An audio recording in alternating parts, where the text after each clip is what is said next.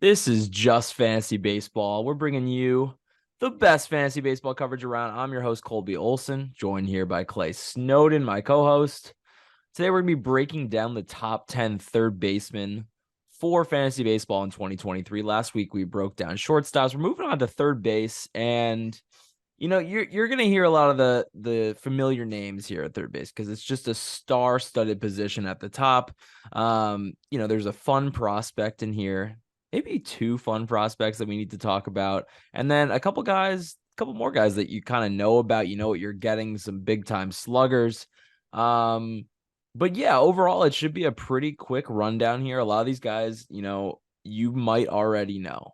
And you probably do know if you've played fantasy baseball before. But if you haven't played fantasy baseball before, you're playing fantasy baseball for the first time, well, we're going to break it all down for you anyways. So, Clay, what's going on, man? You ready to talk third baseman?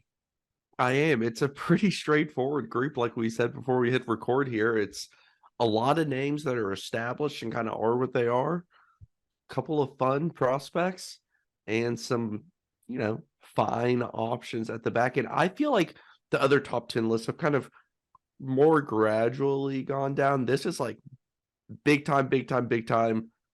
It's tiered for sure. Yeah, like the tiers are massive. How much of a difference there is, and I Yeah, don't I think mean, the depth options outside of the top 10 are that great, it's an which we'll get to. interesting position because I feel like a lot of the other positions, I only like maybe 2, 3, 4 guys at the position in the top 10, and I would feel comfortable drafting them. At third base, like most of these guys, I would feel comfortable drafting. It just depends where in the draft I get them, Yep. but I most of these guys, I'm like, all right, the end of my team sounds good. Like I know what I'm getting here.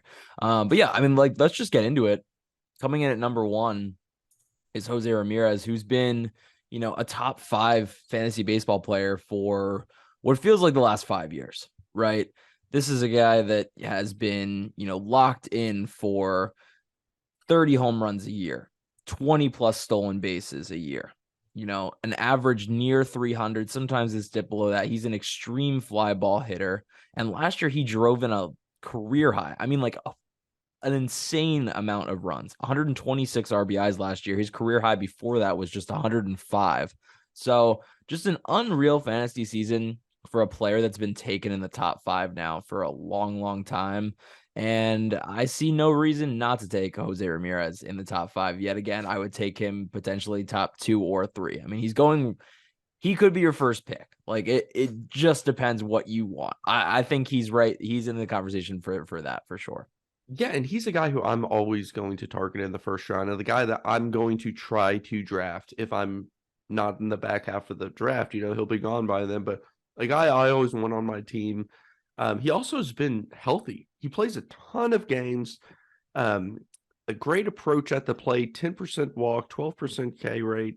Like you said, hits the ball in the air quite a bit, but he's going to still use some bags. He's just a fun player to watch and just an extremely great hitter. Definitely a guy worthy of a first round pick. The interesting thing, and it needs to be brought up, is that his hard hit rate dove back to where it kind of was for most of his career. In 2021, he had a 42% hard hit rate. Last year, dove down to 36%. He also posted a big dip in barrel percentage last year, down from 11% in 2021 to 6% last year. And some of the expected metrics last year didn't look too great, right? His expected batting average last year was actually the lowest expected batting average of his entire career at 255. And his expected slugging percentage was more than 100 points lower than his actual slugging percentage.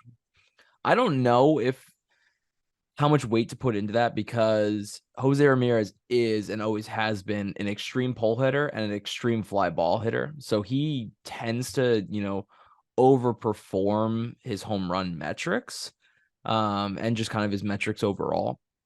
Just kind of the hitter he is. He's very advanced, kind of like a Xander Bogaerts, right? These guys are just like year in, year out, they're overdoing it. So yeah, I'm not going to put too much weight into it, but yeah, I think regardless of how hard he's hitting the ball, he pulls the ball enough where he's going to hit 30 home runs, regardless, with 20 stolen bases. So you're locked in with Jose Yeah. Ramirez. Have no fear. All right, let's move on So the second guy here, Manny Machado, coming in as the second third baseman. And again, Manny Machado last year had a career year. What did he finish? Second in MVP. He had Crazy year. crazier. Clay, here's a fun one for you though. First time in Manny Machado's career that he's gone over 30 home runs, 100 RBIs, and 100 runs in the same season. Never done that before. So that was the first time last year. And he almost hit over 300. I was so close, 298 last year. But yeah, what an incredible season for Manny. You kind of know what you're getting at this point, like 30 home runs, 100 RBIs, Well, 100 runs, like 10 stolen bases, close to 300, right? that's kind of what I want to bring up. Like, he is a phenomenal player, and I'm a huge fan. Don't get me wrong. I don't want this to sound like negative because it's not. But the year he put up last year was so incredible. I'm wondering if he can put up those same numbers this year.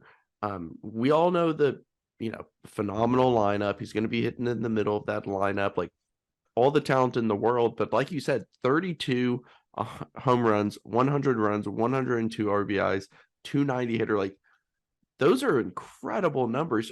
You would, like you said, it's the first time in his career. It's more likely than not that those numbers will be slightly lower. Now, that doesn't change the tier of player he is necessarily, but I don't know if he's going to be able to put up those monstrous numbers across the board again. Yeah, I actually agree with you, man. I mean, you brought this up, I think when we talked about JT Realmuto, about how he kind of had this like every other year phenomenon, Yeah. and Manny Machado actually has it too, where like one year he'll just go off. The next year, and this is from a WRC plus standpoint, so I don't know how fantasy relevant it is, but I think that's the beauty of a Manny Machado is, regardless of if he's putting up a 140 WRC plus or he's putting up a 110 WRC plus, he's hitting 30 home runs with close to 100 runs and RBIs and like close to 10 stolen bases. He might not give you as much in the average department if it's a down year, which is a very scarce thing in fantasy baseball, and it's very important to Manny Machado's value. But Manny Machado's also at a point in his career where he's hitting the ball hard 50% of the time and, just crushing the ball, right? So I don't know how much weight to put into, last year, 264 expected batting average versus a 298. Like, kind of weird, kind of like Jose Ramirez, where he kind of outperformed. But I'm not sure I'm going to let it dissuade me from taking him. But I will say ADP 14. So you're taking him, kind of in the beginning of the second round. And there's two guys after him that I might want to take instead. And I think we should talk about both Rafael Devers and Austin Riley together. I'm not sure who to rank 3 and 4. Like, I'm going to say 3A and 3B because here's why, Clay. They both have ADP 20. They're both entering their age 26 seasons. They're both coming off career highs in WRC plus. And by the way, they both own hard hit rates of nearly 51%. Like, their profiles of being, 35 home run hitters, near 300 average, 100 runs, 100 RBIs, it's nearly identical. So I'm not really sure who I like more versus Devers versus Riley. I think that's like a personal preference. Like, I'm a Red Sox fan, so I'll probably take Devers because I just want to I watch him on want my fantasy Riley. team. So it works out. You It select works Devers, out, I'll right? select Riley. But I would say that I would rather have, if you give me Manny Machado at pick 14, or I can take Riley or Devers at pick 20. I mean, obviously that's not going to work always because of the way the Yeah. draft is structured. But like, I think I would rather have Riley and Devers later. Yeah. But you Yeah. can't go wrong with Machado. And Riley posted a 15% barrel rate last year with a 50% hard hit rate. This guy just crushes the ball. 142 WRC plus. Um, is the question I have is, Austin Riley's an incredible bat. Is there another level that he could reach? Or is this like, I mean, I don't know how much better he can really get, because if you get better than what he's doing, you're talking like MVP discussion. Like, does he have another level in his game, or is this kind of what you see him as, which is still a all-star caliber player? But if Yeah. he has another level, he should be near the pretty much one or two on this list. I mean, you can always do something better, right? I Yeah. think for Austin Riley, it's cutting the case. because, right now he's striking out 24% of the time, which is fine. I mean, he had a 142 WRC plus last year, 38 home runs. I mean, it's a ridiculous profile. But if he wants to take that next step, and this is why Rafael Devers has a higher average than him, because Rafael Devers strikes out 18% of the time versus 24% for Austin Riley, right? So if he could cut his K percentage under 20%, I think that would improve his average a good amount. And yeah, you could always walk more, but yeah, Clay, I think you're absolutely right. Like Austin Riley and Devers are both entering age 26 season. Like they're both entering the primes of their careers where they're going to be talked about as potential MVP candidates. So I don't think you can go wrong drafting either. And for me, I would rank them the same. And it's all up to you, like personal preference, like who you want, right? I think Devers has more average upside. I think Austin Riley might have more home run upside just because he hits the ball in the air a little bit more. But it's pretty dang close.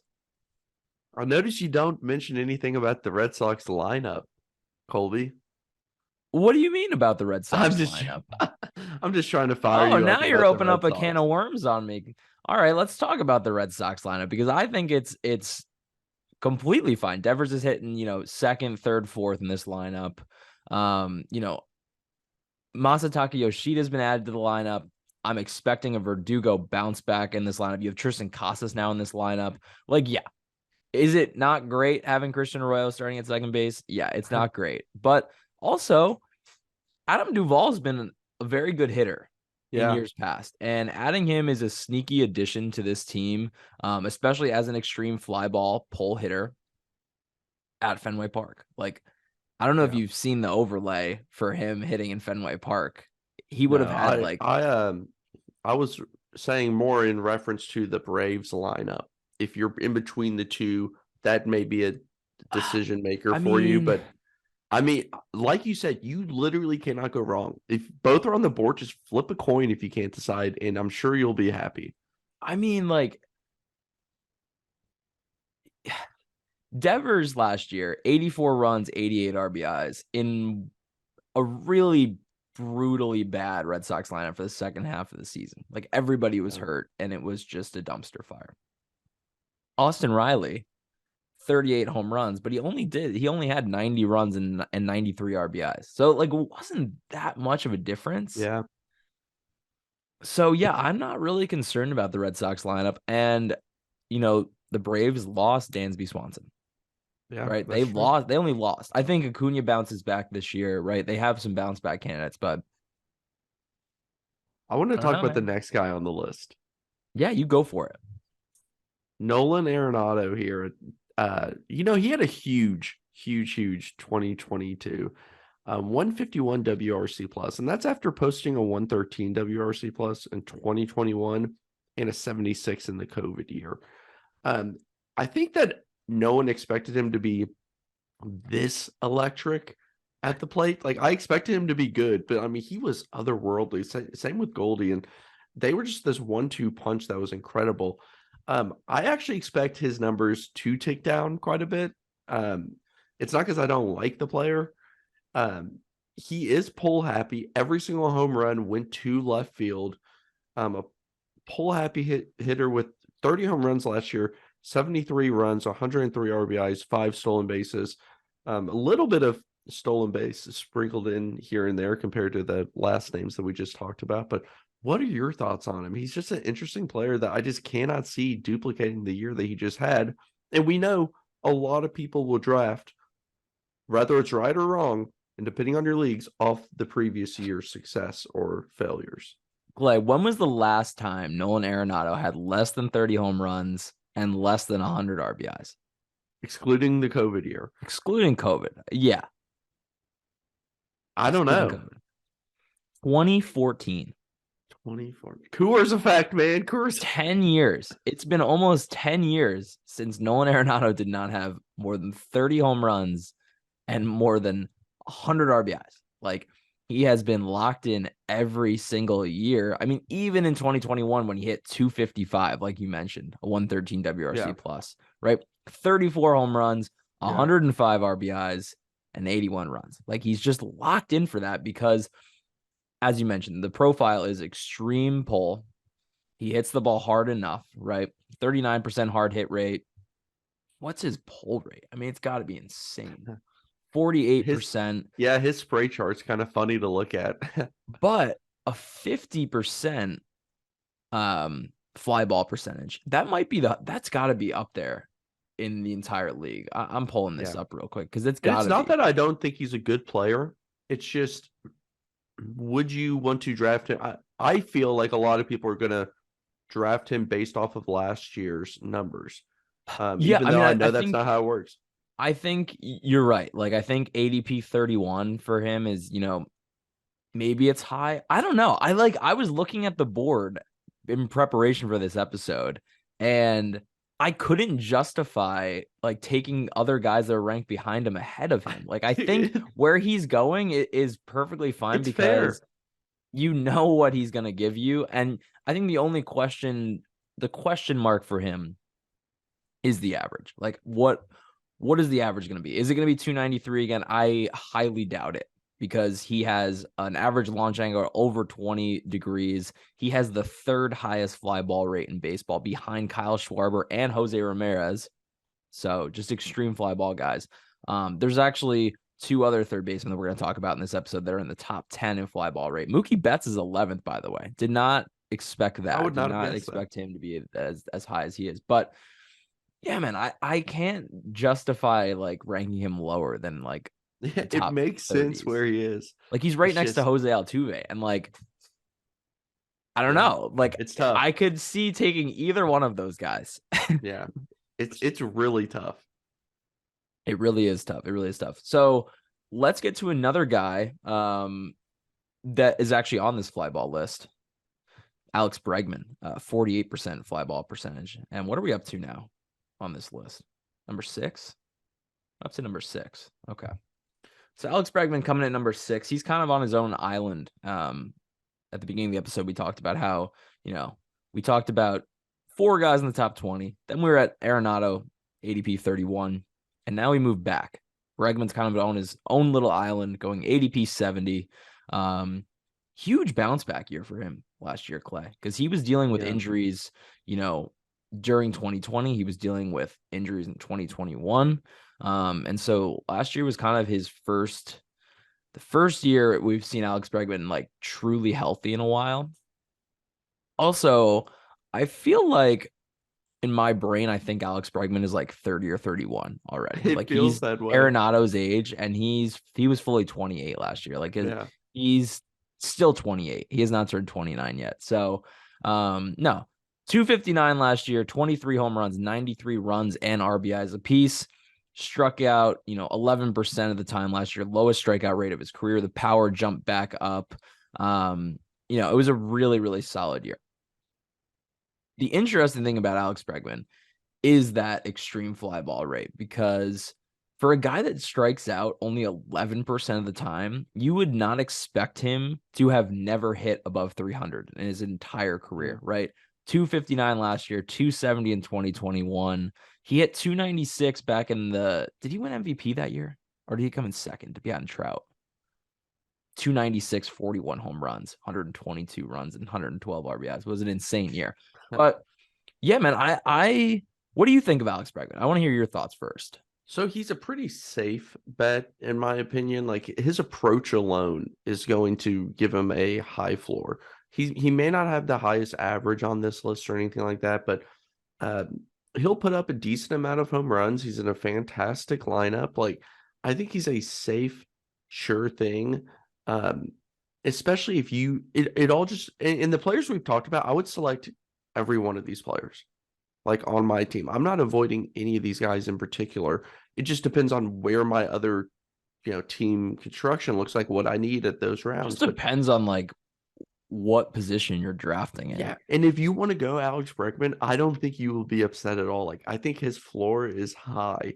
And but there's another guy on this list that you may want instead of him. I know that you want to talk about him, but Bregman doesn't strike out. I mean, he had a higher walk rate than strikeout rate last year. And like I said, he'll put up a good amount of runs, RBIs, and a decent amount of home runs at the very minimum. Yeah, I mean, I would almost expect more run production from him. Yeah. Like it's almost weird that he only hit 93 runs and 93 RBIs, but I guess it was only 23 home runs. Like I would think I don't know if it's that bold to say that Alex Bregman could hit 30 plus this year. Like Yeah. if the ball changes just a little bit in his favor, he could definitely hit 30 home runs again, which he hasn't done since 2019, but I could see it. So yeah, I'll be targeting ADP 70. Why not? So I Yeah. mean, another guy I'll be targeting, and it's a tough one because coming in after Alex Bregman is Gunnar Henderson, who Yeah. we've seen only in 34 games at the big league level, and the the precedent or like the history for young players, rookies being ranked in the top 100, I don't think is very good. Like No.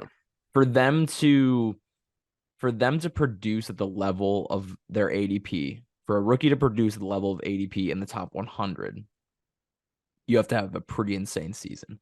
But if there was a player to do it, it would be Gunnar Henderson, right? He came up last year. He hit 4 home runs in 34 games. He hit 259, 26% strikeout rate, 12% walk rate. Like his approach was very solid. And oh, by the way, he had a 52% hard hit rate. No, 53.7% hard hit rate. I want to get every percentage on that because that's insane. 9.8 barrel percentage. He hit the ball on the ground a ton, but that's what happens to a lot of these young guys when they come up, right? They're just like, they're seeing the ball a little different. It's a little different at the big league level. But before coming up last year, Gunnar Henderson,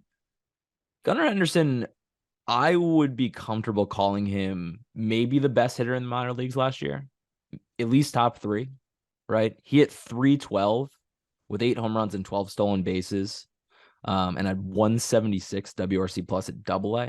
And then he goes up to AAA. He hits 288 with 11 home runs, 10 stolen bases, a 137 WRC plus. Then he comes up a 125 WRC plus. Like he's just hit at every level. And last year the swing came together. He hits the ball really, really hard.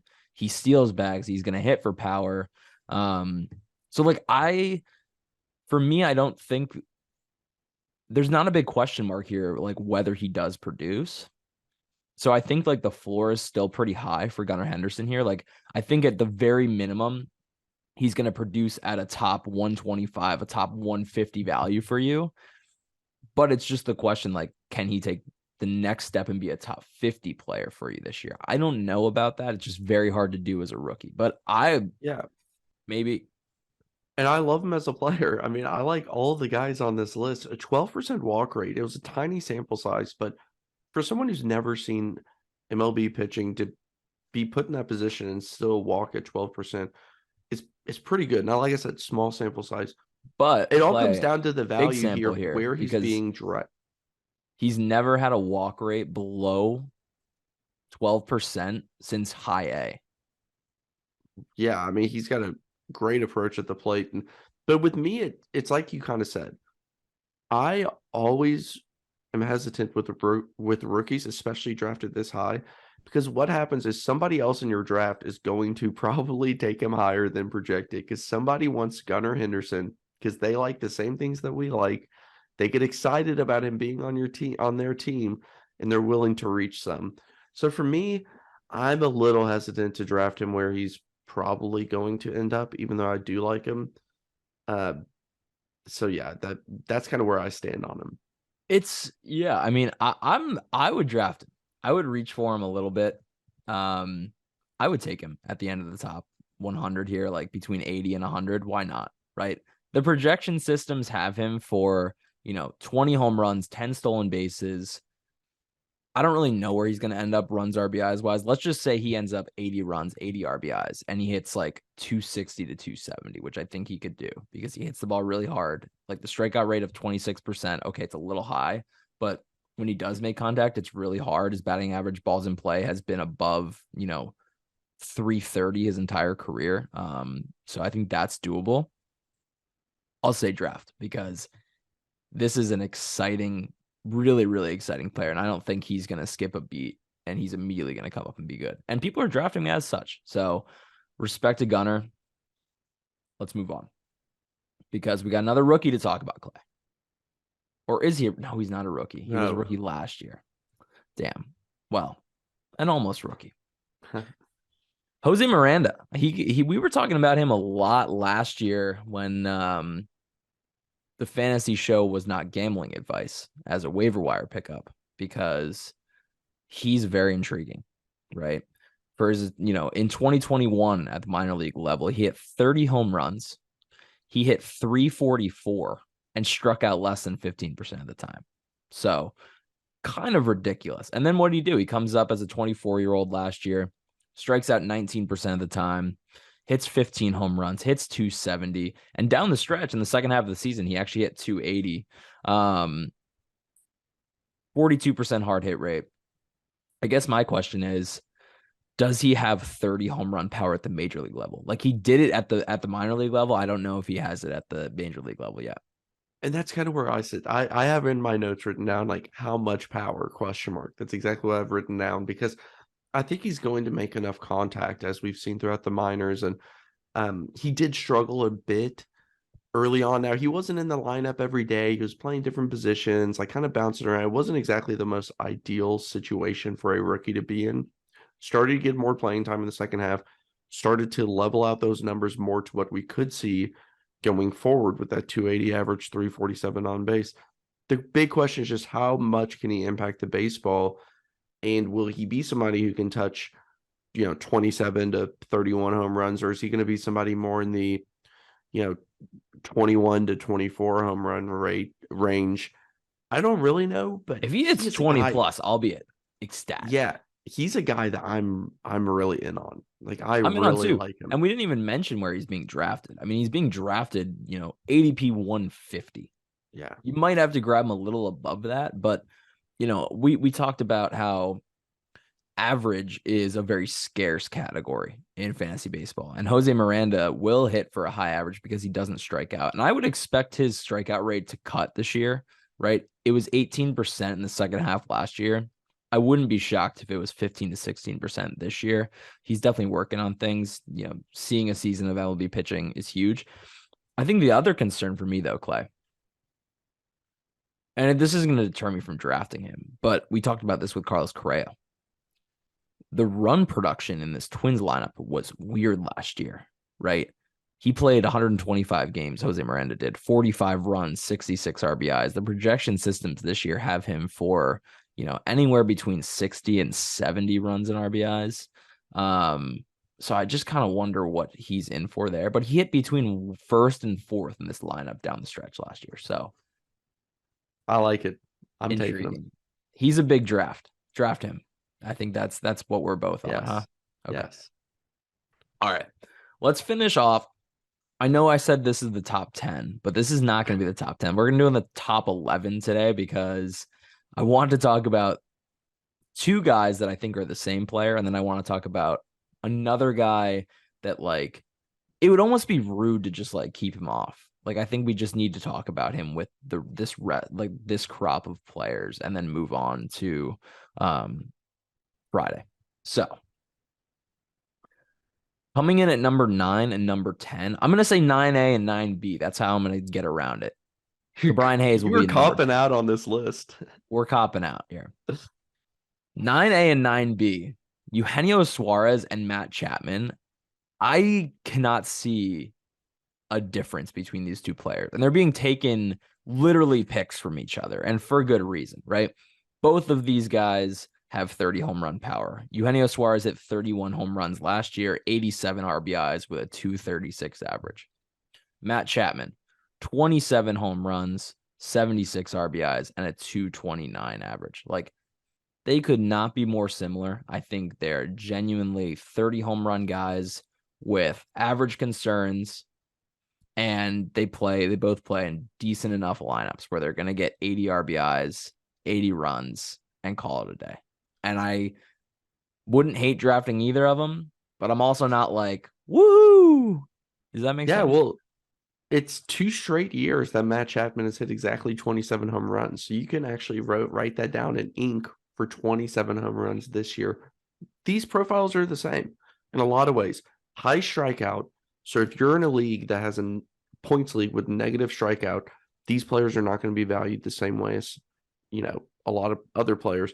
But for the most part, you're going to get low average to maybe middling average, depending on if they have a good, just kind of a lucky year.